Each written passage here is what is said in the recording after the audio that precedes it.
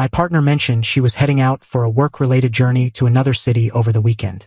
A couple of days on, my pal faced a household crisis, and I wound up handling the final food delivery from his shift for him. When the entrance swung wide at a location that seemed way too recognizable right here in town, there she was, dressed in his top. She went by Grace. We'd been a couple for 2 years, sharing my place for the past 12 months. Outwardly, everything appeared fine. Yet deep down, there was this ongoing wave of unease around her, this sense that I was perpetually measured against some unseen benchmark. She fixated on looks, on the proper crowd, the ideal spots to eat, the perfect. All of it. I constantly sensed I was merely a piece in the flawless existence she aimed to construct, not a true companion. In recent months, she'd grown aloof, forever glued to her device, sporting a small grin that excluded me. Last Thursday, she arrived home with major updates. Her firm was dispatching her to an obligatory executive getaway. It was located in a town roughly 3 hours distant, and she'd be absent from Friday dawn till Sunday evening. She portrayed it as a significant opportunity, a key advancement in her profession. She displayed the pamphlet for the venue, an upscale spot featuring golf areas and a wellness center. It all looked authentic. Thus, I acted the encouraging partner. I assisted with her luggage, wished her an enjoyable stay, and embraced her farewell that Friday morning as she rolled her case out. The home felt hushed and vacant once she departed. A strange sensation gnawed at my stomach, a subtle buzz of doubt I couldn't pinpoint, but I convinced myself it was mere overthinking. I lacked any grounds to doubt her, correct? I passed Friday evening unwinding, viewing a film, savoring the solitude. Come Saturday, I pondered my plans when my closest buddy, Dave, rang. Dave holds a standard daytime job weekdays, but he handles Uber Eats on weekends to clear his college debts quicker. He was midway through his rounds and utterly bored. He inquired if I'd join him for a bit, simply to chat and provide company. With no better options, I consented. It surpassed lounging in my silent home, pondering Grace's work excursion. We cruised around for the following hours, blasting tunes and bantering as usual. It was an entirely ordinary, unremarkable Saturday midday. We approached our concluding drop-off during a supper surge when Dave's phone buzzed. It was his sibling. His mother had tripped and tumbled, and they were en route to the hospital. It wasn't fatal, but she suffered greatly, and he had to rush there immediately. He panicked right away. He halted the vehicle, his complexion ashen. "Dude, I must leave," he uttered, trembling slightly. "But this final package remains. The buyer has awaited it. I can't simply abort it." He gazed at me, his gaze imploring. "Would you mind doing me a massive solid and deliver this? The spot is just about 10 minutes away. I'll be in your debt hugely." "Sure thing, bro," I replied without hesitation. "Forget about it. Head to your mom." He expressed gratitude, exited the car, and dashed off to hail a cab. I shifted to the driver's side of his worn-out car, the aroma of countless meals lingering. I snatched his device. He uses 2 phones, one dedicated to Uber Eats. Checked the app and entered the location into my navigation. The order name was simply Alex. The destination was a fresh skyscraper condo downtown, one of those sleek glass structures completed recently. I knew the road. It wasn't distant from my workplace. I assumed it'd be a swift handover. I located the building, parked improperly briefly, and took the sealed sack from the adjacent seat. The front desk attendant directed me to the lifts, and I ascended to the 27th level. I reached the unit and pressed the buzzer. Music echoed from within. I lingered there momentarily, adjusting the package, prepared for the courteous exchange and returned to Dave's vehicle. The door flew open and my reality skewed. It was Grace. My own Grace. The woman meant to be 3 hours off at an executive seminar. She wore a guy's large, creased, blue dress shirt.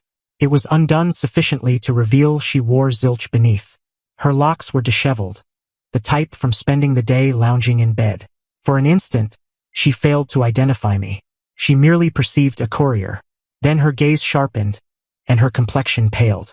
In the background, a man strolled into view, bare-chested, drying his damp hair with a cloth. He was lanky, fit, with an arrogant expression. I glimpsed him a time or two in photos she'd shared. It was Alex, her university pal, whom she'd always labeled as sibling-like. The one I'd encountered fleetingly at a gathering a year prior and immediately detested. He'd scarcely noted my presence. The trio of US remained rooted, locked in a stunned and treacherous standoff. But Grace's astonishment shifted to something different initially. Something repulsive. Her expression contorted, not with remorse, but revulsion. Toward me. What on earth are you doing here? She whispered fiercely. Why are you handling food deliveries? I'm utterly embarrassed by you. And in that moment, something within me fractured. The pain, the bewilderment, it all incinerated in a burst of searing fury. I glanced from her, clad in another fellow's garment, to the sack in my grasp, to the conceited, semi-nude man behind her. Embarrassed by me? I released the food package. It struck the stone floor of the corridor with a damp smack. Embarrassed by me? I bellowed, allowing my tone to resound in the serene passage. You're meant to be at a professional seminar, you deceitful, unfaithful scum. Alex, the sibling figure, finally chimed in, advancing.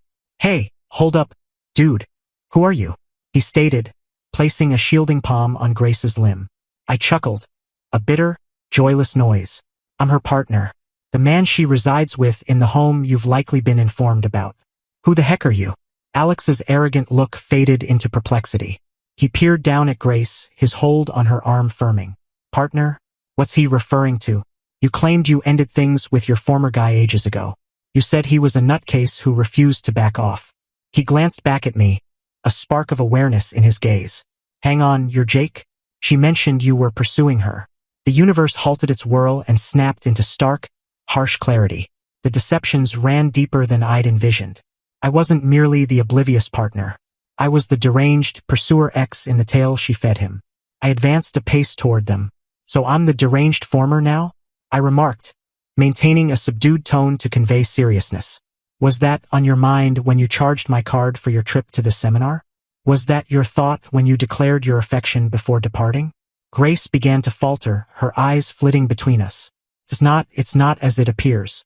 Oh, it appears precisely as it is. Alex yelled, pivoting toward her. He felt deceived as well, and his wrath matched mine. You've been manipulating me throughout, utilizing my place, assuring me you were unattached, making me believe we were building something genuine, while you had a cohabiting partner. What's your problem?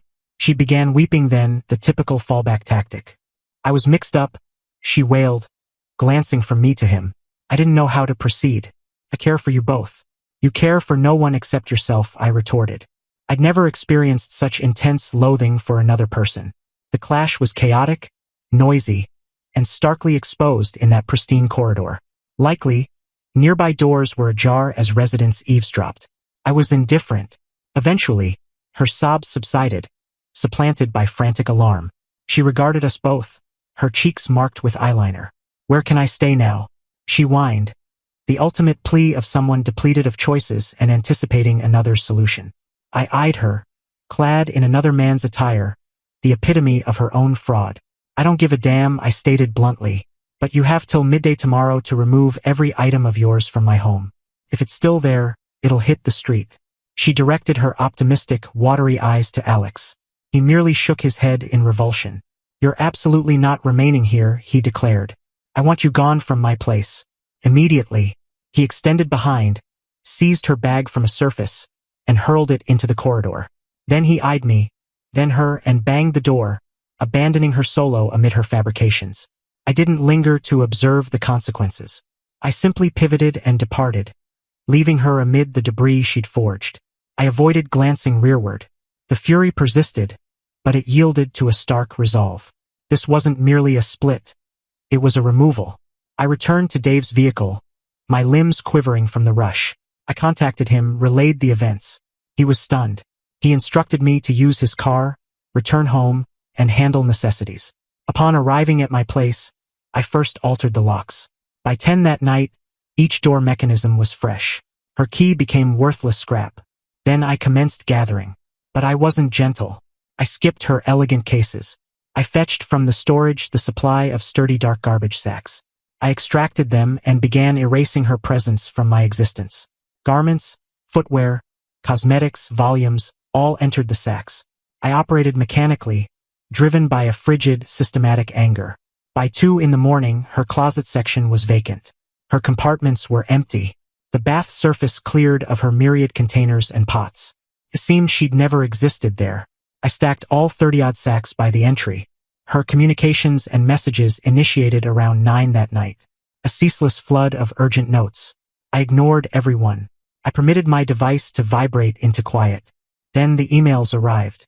Extended, wandering appeals and charges. I erased them unread. She appeared at the home near midnight as I secured the final sack. My entry camera alerted my phone. I viewed the stream as she attempted her key, her bewilderment escalating to frenzy, then outrage. She commenced hammering the door, yelling my name. I merely reclined on my sofa in darkness, observing the mute spectacle of her collapse. After 20 minutes, she relented and collapsed in the passage, a beaten mound. That's when I dispatched her one message. Your belongings are bundled. They'll be on the pavement outside the structure at 8 a.m. tomorrow. A vehicle is set to remove any leftover items at 12:05 p.m., show up or not. It's irrelevant to me. Then I restricted her contact. Next day, precisely at 8 a.m., I began transporting the sacks via the utility lift. It required 4 rounds. I heaped them on the walkway, a modest pile of black material symbolizing 2 years of my existence. I ascended and observed from my pain. Shortly past 9, a vehicle arrived. It was her closest pal Megan, someone I'd never fully believed. Grace emerged from the rider's side. She appeared sleepless. They both stared at the heap of garbage sacks in dismay. It consumed them almost 60 minutes to cram everything into Megan's compact SUV, a task involving much furious pushing and whispered oaths. As they departed, I experienced zilch. No sorrow, no remorse, merely void. The true conflict, naturally, commenced days later. The narrative she and Megan propagated was a work of art in fabrication. In their rendition, I was the villain. I'd behaved possessively and domineering for months. I'd somehow located her at her pal's place where she sought refuge from me, and then I'd arrived in a furious outburst, attacked her, and ejected her with only her current attire. I began receiving messages from shared acquaintances seeking my version. I realized a basic rejection wouldn't suffice. I required evidence.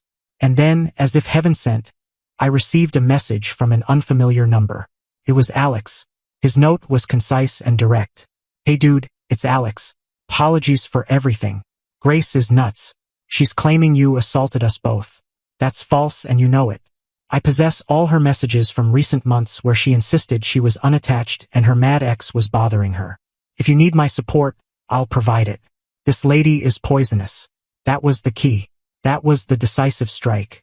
I captured an image of his message. I sent it with a brief single-line clarification from me to our whole circle of shared friends. For those who've encountered Grace's tale, here's the man she was with in his words. She deceived all. The group atmosphere changed nearly instantly. The inquiries ceased. The blames became notes of backing for me. Grace's defamation effort had been sunk by the individual she required to validate her account. But she persisted. Her relatives entered the fray. Her mom phoned me, shrieking about how I deserted her child during her hardship. I endured her for roughly 30 seconds before interrupting. I didn't shout, just ensured she detected the chill in my tone. Your child is a deceiver and betrayer. She's fortunate I only placed her items on the street. You ought to worry more about the nature of the individual you nurtured. Don't contact me again. I disconnected. The following day, I received a voice message from her dad. It was disjointed, furious, and somewhat menacing. He uttered phrases like, "You'll rue this and you don't realize your opponent." I wasn't intimidated. I merely felt exhausted by it all. I preserved the recording. The ultimate display of her despair occurred a week on. I operate remotely 2 days weekly, and I faced a massive assignment due date with a primary customer. The evening prior to submission, my web connection failed. Completely out. I rebooted the device, inspected wires. Nothing. I contacted my provider, and after 45 minutes waiting, they revealed something that froze my veins. No disruptions in my zone. My account had been terminated that afternoon. When I insisted on who approved it, they said it occurred online, via the account owner's secure details. Secure details that Grace, as a permitted user on my profile, had access to. I'd updated all primary codes, but overlooked the foolish web account. She'd executed it deliberately, a planned disruption to harm my career. I completed my task using my mobile as a link, but I fumed. This had escalated from a disordered separation to deliberate torment. I knew her location. A pal had noted she was bunking on Megan's sofa. Next morning, I drove there. I knocked loudly until Megan answered, appearing shocked. Grace stood rearward, an expression of complacent glee that swiftly faded upon seeing mine. I trembled with rage. "This ends today," I declared. I raised my phone and replayed her dad's menacing recording. Their eyes widened. Then, yesterday evening, my web was oddly terminated the night before a critical work cutoff, a sabotage that might have jeopardized my position. I stepped ahead, and they both reflexively retreated. "Here's the plan. Your pals, and your kin will cease contact with me. Permanently. If I receive one additional call, one more message, or if even my streaming service logs out mysteriously, I'm presenting this recording with the call logs of your pestering and a formal declaration on the web interference to authorities for a protection order. Clear?" They were both ashen, mute. The prospect of legal repercussions hadn't crossed their minds. Grace attempted once more, her tone breaking, tears emerging. "But Jake," I aired. "What about our relationship?" I merely regarded her, the lady I'd once cherished, and sensed only sympathy and repulsion. "There is no relationship," I stated. "You incinerated that when you prepared for a phony work journey."